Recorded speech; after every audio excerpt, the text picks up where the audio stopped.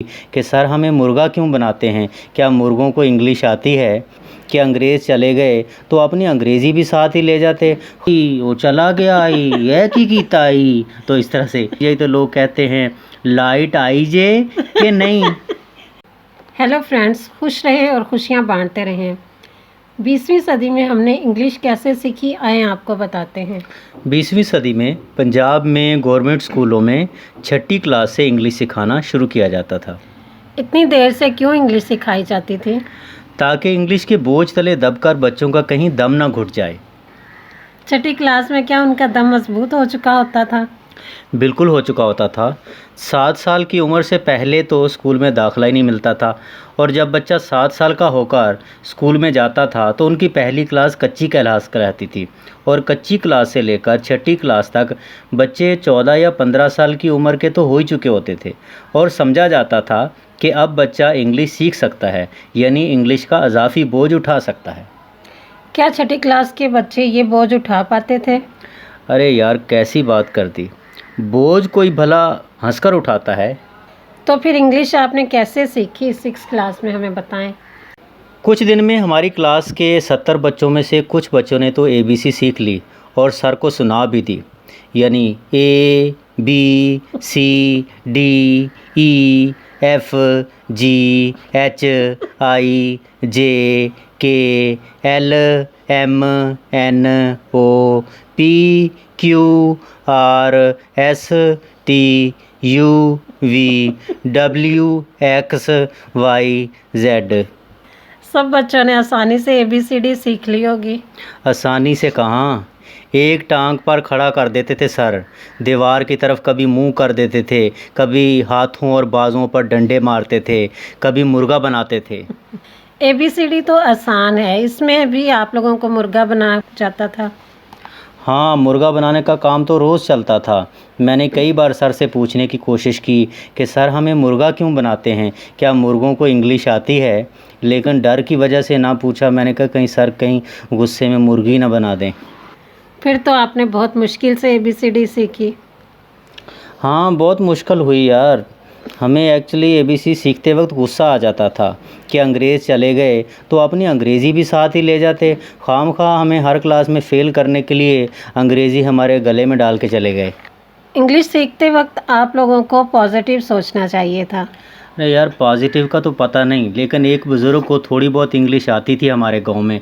जब हमने उनसे मशवरा लिया कि ABC सीखने का कोई आसान सा हल बताएं, तो उन्होंने बहुत अच्छी तरह रहनुमाई की। वाह, क्या कहा उस बुजुर्ग ने? उस बुज़ुर्ग ने कहा, बेटा ABC सीखना भी कोई मसला है। यहाँ हमारे गांव में कहते हैं, अक्सर आपने लोगों को सुना होगा कि ABC मरचां दा, ABC कपा दा, ABC मूली दा। कुछ समझ नहीं आई, क्या कह रहे थे वो बुजुर्ग?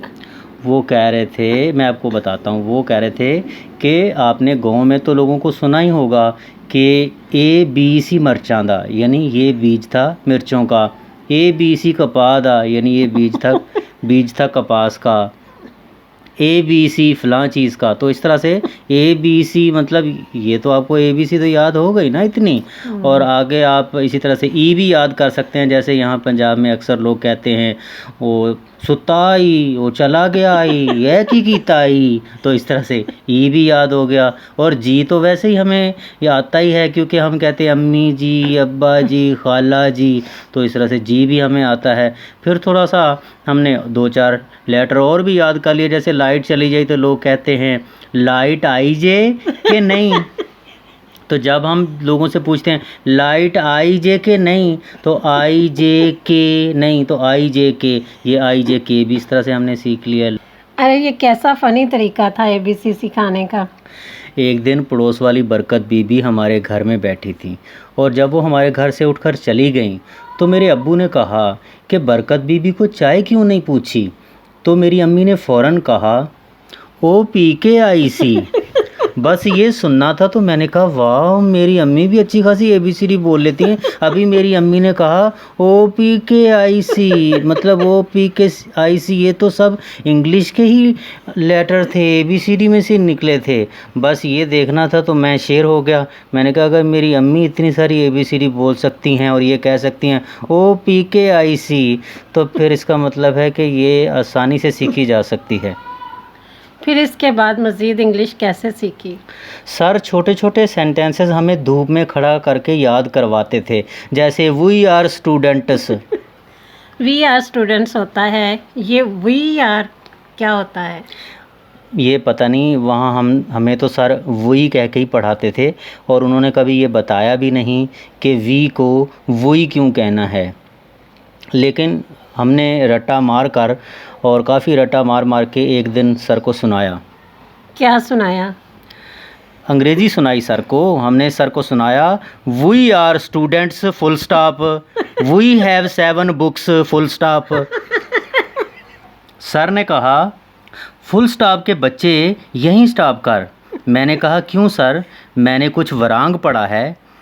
सर कहने लगे वरांग नहीं रांग पढ़ा है, फुल स्टॉप सिर्फ लिखना होता है, पढ़ना नहीं होता। अच्छा, तो फिर क्या हुआ? हमने कहा सर खुद तो आपने बताया था कि W से वाव की आवाज़ निकलती है, तो इस तरह से तो इन दोनों लफ्ज़ों को वराइट और वरांग ही बोलेंगे ना। सर ने आपको ये नहीं बताया था कि W इन दोनों लफ्ज़ों में साइलेंट होता है? ये बात तो सर ने बाद में बताई कि W इन दोनों लफ्ज़ों में साइलेंट होता है।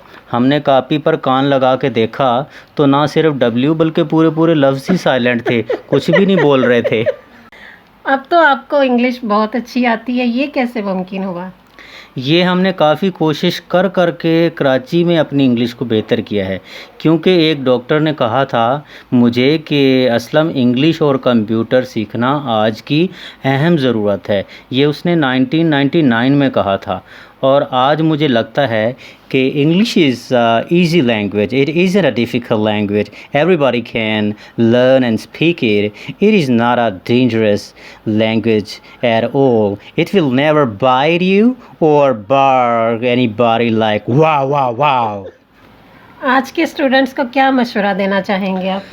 बच्चों से यही कहूँगा कि जो भी इंग्लिश, मैंने कहा था अभी इंग्लिश के बारे में कि इंग्लिश बहुत आसान ज़ुबान है, ये किसी को काटती नहीं और हर लफ्ज़ के मानी और तलफ़ुज़ यानी मीनिंग एंड प्रोनंसिएशन गूगल में ज़रूर चेक कर लिया करें। हो सकता है कि आपके टीचर ने मीनिंग और प्रोनंसिएशन बताते वक्त कोई गलती कर दी हो, तो चेक करने में कोई हर्ज नहीं, गूगल आजकल मौजूद है, इससे आपकी इंग्लिश बेहतर हो सकती है। तो फ्रेंड्स, उम्मीद करते हैं कि आपको आज की वीडियो अच्छी लगी होगी। इसी के साथ हम इजाज़त चाहते हैं। हंसते और मुस्कुराते रहें। Thank you.